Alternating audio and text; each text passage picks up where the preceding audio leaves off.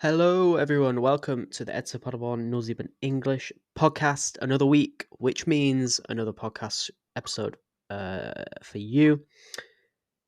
Yes, we're reviewing the Topspiel against Hannover 96 and then previewing another big game. As I mentioned last week, this sort of 5 game stretch, which we're 1 out of 5 matches in, is going to be a huge few games for Paderborn. And yeah, every single podcast from now is going to be quite big, especially as we're in this promotion fight. So we'll be reviewing Hanover, looking towards Hamburg or Hasbau, and we'll be doing that as usual. The first part of the podcast looking at Hanover for about 10 to 15 minutes, and the second part looking at Hamburg for 10 to 15 minutes.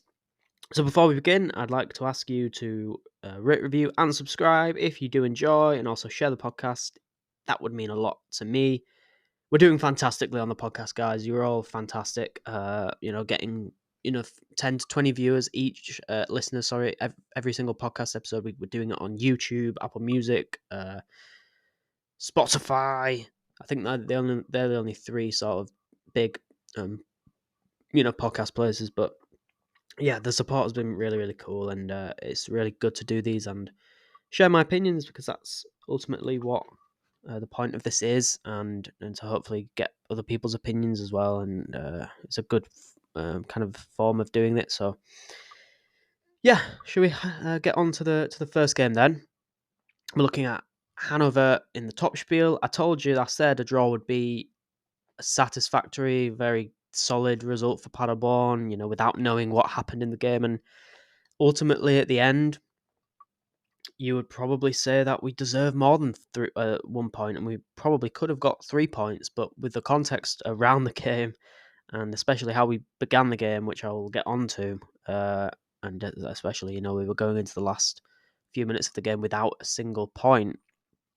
I think the context surrounding it makes the draw especially, good and satisfactory. And you can take something more than a loss when you should have got more than 0 points. So we managed to get 1 point at least, a point gained on the road, against a team who have lost 1 home game all season long. They're the best home team in the league, or they were the best before last weekend.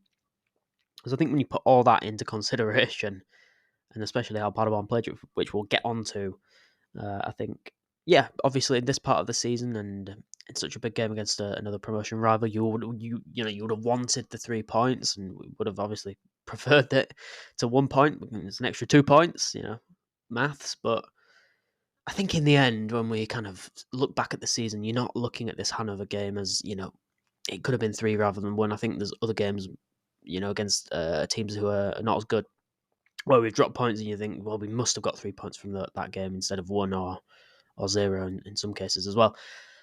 So yeah, I would probably, that's the first thing I would say, that it was a good draw. It was a point gained rather than a point lost, in my opinion, especially how the game went. And look, at the end of the day, when you're looking for performances as well as results at this part of the season, I know everyone says, well, if you play fantastically well and lose 4-3, then what does it really matter? You've not done anything. You've not gained any points. But I think in these sort of games, when you draw the game, you can sort of conclude it in that way. That, look, we were better than Hanover for 70 minutes of the game, and we were pretty clearly better than them as well. It wasn't like they had a few chances. I don't remember having many chances. Them having any chance of note after 20 minutes, the first 20 minutes of the game. From 20 to 97, we were absolutely incredible. We played really well. But yeah, I think we should start actually with the kind of beginning of the game, and once again, Paderborn finding themselves chasing matches, which is something that I've been mentioning quite a lot recently. And obviously, the last 2 games we won with clean sheets, so it's sort of like, well, yeah, we got out to a lead and we didn't concede any goals, but especially in the games against teams that are not, Ulm or Munster, it seems to be a theme that we give up the first goal. And I mentioned it to you. Your chances of winning any football match at any level, and any team, decrease a little bit, and a lot in some cases, when you concede the first goal. percentages and maths, if you concede the first goal in majority of the games, you have less chance of getting promotion. You have less chance of getting enough points for being in the fight. But before I continue, sort of discussing that, I think we should mention as well an underrated aspect of this team, that they just never give up. There's been many occasions this season when we've given up the first goal, especially in huge grounds, like we did it in Hamburg, Köln. We were 1-0 down for a long period of that game. Obviously, Hannover in this game as well. You got to some of the toughest stadiums in the league, statistically, where some teams might buckle after going a goal down. That's when they say that in English, the floodgates open, and it kind of, one becomes two, then two becomes three goals sort of thing. But it was ropey. That's the word I'd use in English, ropey. It was very tough. We were on the ropes in a boxing match. We were very close to being knocked out in the first 15 to 20 minutes. Hannover got the first goal very early on in the fourth minute, and it was honestly deserved. We were just asleep from a free kick, and it was Hausenberg with it on 4 minutes. Yeah, we were just asleep from a free kick. Ball went long, and it was put in the back of the net. Not much else to analyse really there. From that, but that was their only big chance of the game in the first 4 minutes. At the end of the day, if you're going to concede a goal, and it's kind of a cliche thing that's said, is concede early, because then you give yourself more time to get back into it, and that's what we did. We conceded after 4 minutes. Look, they were absolutely on us in the first 15 minutes. They hit the crossbar with a free kick. I think it was Hausenberg again who hit the crossbar. So you got a bit of luck in that case. If you go 2-0 down against Hannover, I mean, we saw it last season. In the first 20 minutes, we were three goals down. And yeah, was there a bit of me thinking, oh, it could be a repeat? There absolutely was. It's not easy for a young team like us going in a top spiel environment where you're the only team on in that slot of the game week, right? And the match day. And it's not easy to go to that away stadium, especially with the expectations now that the guys have. I mean, they're expected to be in this promotion fight, no doubt about it, from all the fans, all the pundits. Pundits are placing Paderborn in that category, and it's not easy. We always talk about footballers just putting the ball in the net and keeping it out of your other net, but there's a lot of different factors that come into it. And I think when you concede the first goal in 4 minutes and you get through a very tough stretch from 5th minute to 15th, 20th minute, you get through that key. I mentioned it, I tweeted it out. Look, they just need to ride the storm right now. They need to get through that. And part of football is not just winning and losing. It's getting through moments. It's getting through difficult periods and coming out on the right side and the better side of it. And that's exactly what we did. We were excellent at the end of the sort of the 20th to 97th minute. I think Hannover only had a really decent spell, maybe just after half time, but that was it. I don't remember Hannover having much of it from then. I mean, if you look at the statistics from first half to second half, Hannover had 5 shots in the first half. We had 5 shots as well. And in the second half, they only had 2 shots on Hannover versus 11 for us. So I think you can probably say that, yeah, some very, very good opportunities for us. And we should have scored in the first half, to be honest. We had 2 very, very good chances. First one was Marvin Melem, who should have scored. It was Casper Tejo with some fantastic dribbling, dribbled it sort of past, I think, 2 of their players. We'll get onto Casper Tejo in a tiny bit, but it was a great pass from Tejo, and Melem should have scored. Should have been an assist for Tejo. The XG on that shot was 0.51, so every 5 out of 10 times you expect him to score, and he didn't get it on target, which was not good enough, in my opinion, there. The second big chance, Calvin Brackelman at the back post. You remember it? What a chance it was.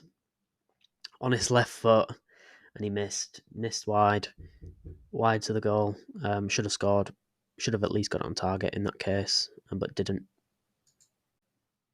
But to be fair to Brackelman, he's a defender and he shouldn't. Well, I say he shouldn't have to be in that position to score there, but yeah, it was a big chance in the end. It's the guy you kind of didn't want it to fall to, right? But it did. And yeah, we have to accept that. But yeah, we were going into halftime 1-0. It was kind of an even first half when you kind of split it down the middle. We had the better of the second half of the first half, and they're the better of the first half of it. We could have been more than one goal down, but we were lucky not to be. And yeah, we got through a difficult moment in the game. But yeah, going towards the second half, we were just chasing. We had 65% possession in the second half, 11 shots, 3 on target, 2 big chances. We only had 3 corners, so we weren't forcing corners, but obviously we know how good we are from those. But yeah, we had chances. We did. We had chances in the game, and yeah, it was tough. It was tough because it was just like the last pass or the last effort or the last moment of the game was just missing. I mean, I'm just flicking through the chances now, and yeah, it's obviously Brackelmann's header which hit the post from a header corner there. Yeah, tough. Good effort. Unlucky. What can you do? Grimaldi had a few chances, as he does, from headers. And then obviously scored the goal on 89 minutes. Fantastic goal. Aaron Zenta was just whipping it into it every single time he got the ball. It was quite funny, to be honest. But that's what he gives you. He gives you the aerial ability. Everyone knows that about Adriano Grimaldi. And yeah, Joku Grimaldi gets us a point. I'll just run through the subs quick. So on 67 minutes, we made a double change. Grimaldi and Sven Michel on for Castaneda and Casper Tejo, which I will now get on to Casper Tejo. Best game as a Paderborner for me. Absolutely fantastic performance from Casper. Played really well. He completed 13 out of his 16 passes, created 3 chances, should have had an assist, 1 successful dribble, which was the one which created a chance, 1 pass into the final third, 1 accurate cross. He was 2 out of 2 on his tackles, made 6 defensive actions, 3 recoveries, won 4 duels out of 5. Pretty good performance from Casper Tejo. That was more like it from him, and he was really, really good. Really good to see. Really direct. You're not forcing it too much, not holding onto the ball for too long, but making smart decisions when he had it. And yeah, obviously showed his dribbling ability, which we haven't shown enough of so far yet. In that chance which was created to Melem. Yeah, best game ever, the Paderborn for Tejo, by the way. Incredible. Much, much better, and I did tweet that out as well at the time. Because, as I said, when things are not going well, I will criticise fairly, and when things are going well, I will very, very well do that. What I just did with Casper Tejo, and speak of what he did well, and what and when he doesn't do well, I will say that as well. It's fair balance, and I think that's the right way to go. Yeah, I don't think there's much else. We had a chance in the final few minutes. A Grimaldi header. I think it was on 94 minutes or 93 minutes. Yeah, it was a good effort, a good chance, but he did miss. But I don't think there's much else. We should have won, if we're being totally honest on the stats. But we could have easily been more than 1 goal down in the first 15-20 minutes, and that's obviously a learning point again for the guys. It's sickening. It is annoying how many times we go a goal behind. But look, you cannot say anything bad about the resilience of this team and the way they just keep fighting. They do not give up. And for a young team, that's huge quality to have. And it's obviously a mark of a really good team. They go through this adversity and these difficult moments, and they get through it. And that's going to be key for 3 out of the 4 next games. Hamburg, Kaiserslautern, Köln. I keep going on about them, but very, very huge games. And this is sort of the mentality we need to have. Look, if we get the first goal in all those 3 games, got a good chance of winning a decent amount of them. So let's not go goal behind in the next one. But I thought the response was fantastic. I thought the subs were great. The final 2 subs. Mattis Hansen came on for Jack Scheller. Mattis was really good actually when he came on. I was actually really impressed. Obviously, he's not had many opportunities this year. because obviously coming back from the injury, and then Santiago Castañeda came in as a transfer, and obviously has been really good. So for Mates coming back, he's kind of been on the bench and kind of been that kind of last sub sort of player in the final minutes of the game. But I actually thought Scheller didn't have that good of a game in the midfield today.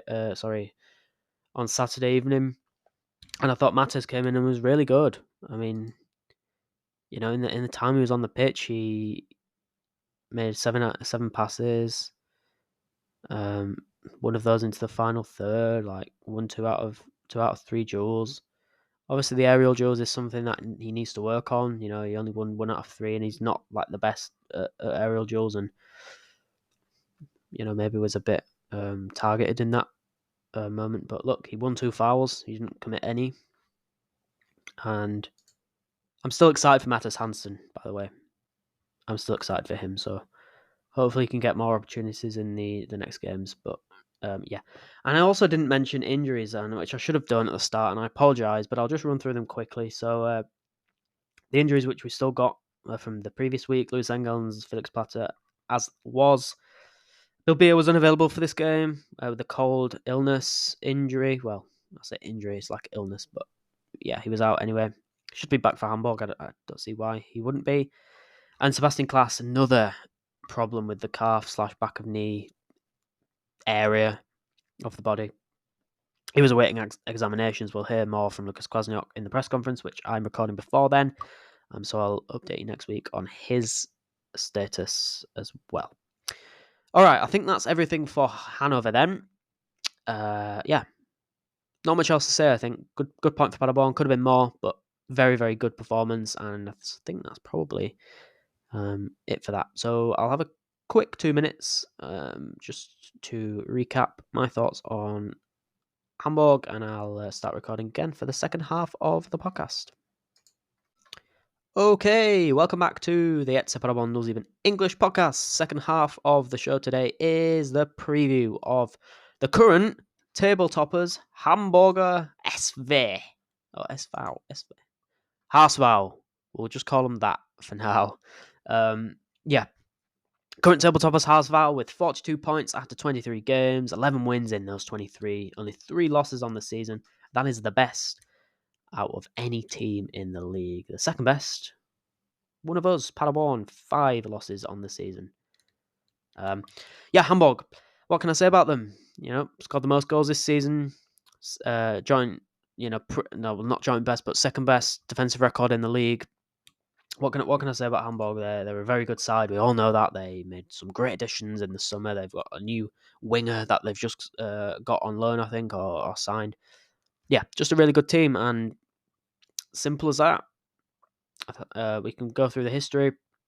So Steffen Baumgart was their coach until match day 13 this season, when they drew against Schalke 04. Baumgart was playing a 3 at the back with Hamburg this season. We know Baumgart isn't really the 3 at the back guy, so it was interesting that he did that. But anyway, he was fired, and then they got an interim in. He was fired on the weekend of the November 23rd. And then he was replaced by what was the sort of interim Melin Polsen, who, by the way, has a really cool story, and I think I should share that first.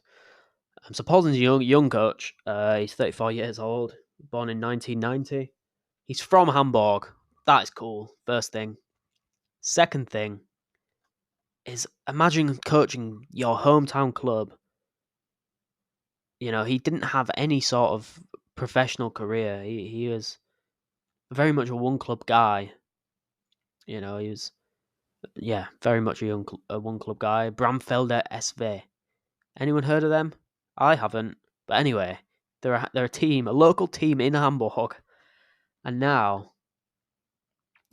Hamburg gave him a chance at youth level. 2011, he was managers of the youth teams here and there. Then he moved to Osnabrück with Daniel Tione. Was assistant manager at under 17 level, then under 19 level, then the assistant manager of Osnabrück until 2020, which then he was, he followed Tim Walter, or he might have followed Tione, I don't know, but he followed one of them anyway, to Hamburg, and he was assistant manager for many years, and under Steffen Baumgart as well, for their 27 games. Then he was a caretaker. How cool is that? And now he's the manager for them, at least until the end of the season. I just think that is an absolutely cool moment for him. And what a story that is. I mean, that is cool. From the area, young coach, hasn't had any previous managerial experience, like at all, pretty much. When he gets his job at Hamburg, and he's got them playing. He has got them playing. In 6 matches that he's been there as a full manager or coach, 4 wins, 2 draws, 0 losses, 12 goals scored, 6 goals conceded. That's 14 points. That's 2.33 points per game. Carry on like that. Welcome back to the Bundesliga, Hamburg. You will be back in the Bundesliga. This is the latest time that Hamburg have been top of the Zweite Liga. We're now heading in to matchday 24, and matchday 23 is the latest time that Hamburg have ever been top of the table. They've usually lost the lead by now. That's a crazy statistic that I didn't know until I researched it. So yeah, is it different for Hamburg this year? Certainly seems like it could be. And I think Hamburg fans will probably be looking at this game away in Paderborn and thinking, look, the odds are pretty much identical for both teams to win. This could be a draw, or this could easily be a Paderborn win. I think it's going to be a really competitive game. And I think if you're a Hamburg fan, you're looking at this, and if you lose, I don't think you'd be like, oh, it's happening again. Obviously, the context of the game is dependent on that, but I honestly think Hamburg could do it this year. I think the vibes are really good. They played really well against Kaiserslautern in their last game. Like, really well. Deserved 3-0 winners, like, completely dominant in that game. Yeah, really, really good. And he's got him playing. David Zelka is on fire. David Zelka, sorry. He's on absolute fire at the moment, and yeah. I mean, if we look at some statistics for Hamburg over the season, now remember, Steffen Baumgart was there for a big chunk of it, so the stats will be very, very much different. But look, they've got the best FOTMOB rating, they've got the most goals per match, 2.2, second in goals conceded per match at 1.3, fourth in average possession, 10th in clean sheets. They concede goals, first in expected goals, first in shots on target per match, second in big chances, third in big chances missed, second in accurate passes per match. They're bottom of the league in accurate long balls per match, by the way. They don't punt it long often. Third in accurate crosses per match. Fifth in penalties awarded. Seventh in touches in opposition box. Ninth in corners. Defensively, though, it's kind of the weak.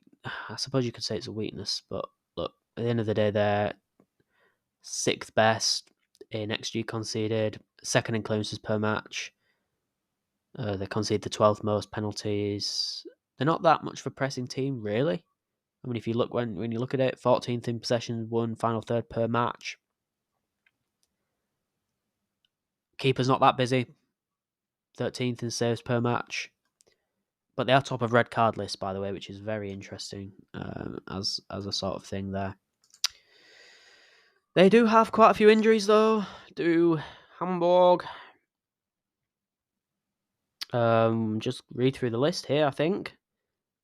Abukaba Zumaro is a knock. He's doubtful.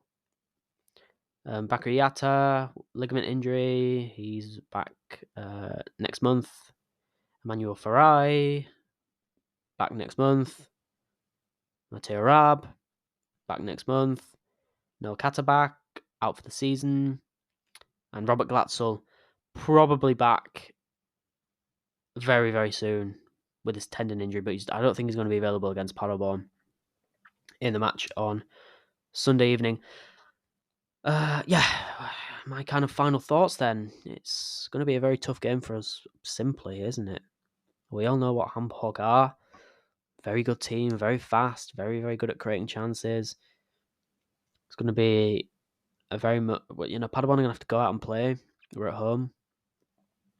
But it'll be very interesting to see what happens in the statistics of this game and like how the game kind of matches up, because look, the 2-2 in Hamburg earlier in the season is kind of useless to think about now. Different coach, different style, but we had 40% possession on that day. Will we have around the same Sunday? Possibly. I mean, we look at the stats of that game in September. Hamburg had 19 shots. We had 11. We did have more big chances than them. Glatzel and Zelka were able to be together.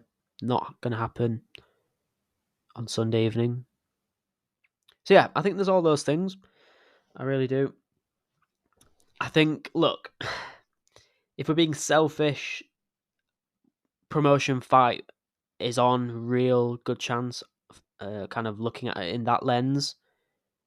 In my opinion, you'd say 3 points. But remember what I said before the 5 games. I said 8 points would be satisfactory for me. We've got 1 out of 8, and there's now 12 points to play for. So do the maths on that. We need 7 points to get to my satisfactory. So 7 out of 12 is what I would have accepted from these games. So you have to be selfish. And you have to say, look, we know it's going to be tough. We know it's not going to be easy. We know Hamburg are a very good team. But at home, you've got to go for it. Let's just say what it is. And if we lose, we get outplayed and we say, look, Hamburg are a step ahead of us, and we accept that. And we head into next season, or very likely head into next season in the Zweite Liga. And look, we have to say, look, we've got to get better. But we'll see. So I'm going to go for I'm not going to go as my prediction as a win, but I would say, like, we've got to go for it now. Imagine what a win could do to our chances of promotion, and that's kind of where I'm at with this. And that's what I'm going to say before the next game before the next games against Köln and Kaiserslautern. I'm going to say, look, got to be selfish, and you got to want to win these home games, because imagine what it could do to your table and your chances of promotion. I mean, we're in the point of the season now where every result statistically gives you a better or worse chance of promotion. Imagine what it would do for our percentages if we won. It would make them pretty high, pretty sky high compared to what they are now, which I would guess we're probably 5th favourite, in my opinion, for promotion. In percentages wise, I think you'd probably go with a 3 right now. Hamburg, Köln, Kaiserslautern. I think you have Dusseldorf just in front of us. They're starting to get back into form now. And then you probably put Paderborn there. But imagine, look, we've got Hamburg, Köln, Kaiserslautern, Magdeburg, and Dusseldorf all at home coming up. You've got to be selfish now. That's a huge chunk of your last home games. It really is. I mean, who else do we play at home from now on? Nuremberg? Someone like that? Yeah, seriously. We're talking about a huge chunk of our home games. We play Elversberg at home? Like, we've not got many games left, and when you put it like that, you play the promotion favourites, all of them at home. You've got to be selfish, and you've got to want to win the game. We'll see how the game plays, and we could be saying it's a fantastic draw for Paderborn, like kind of what we were saying with Hannover, sorry. But yeah, it's time to be selfish, guys. It's time to be selfish. If we think and we want to be in this position now where we're in the fight with the final 3 games, winning this would give you a better chance than it would if you didn't, is what I would probably go with there. So yeah, enjoy the game. Sunday afternoon. It's not internationally coveraged somehow. I don't know why.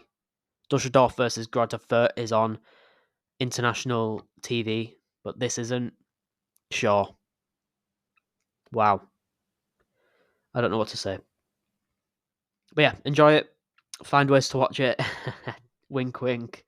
And yeah, Paderborn against Hamburg. This is huge. We're getting to that point of the season, and this is one of the biggest games remaining. So let's go for it and see how we do. Thanks all for listening. If you did enjoy, please do like, subscribe. If you're on YouTube, rate, review. If you're on anywhere else, and share the podcast if you did enjoy. And yeah, let's go for it. Come on. Big part of the season now. Paderborn against Hamburg coming up Sunday. I will be back recording on... We play John Regensburg on Sunday next week. So I'll be back recording at some point to preview that game. But yeah, thanks all for listening, and I'll speak to you all soon.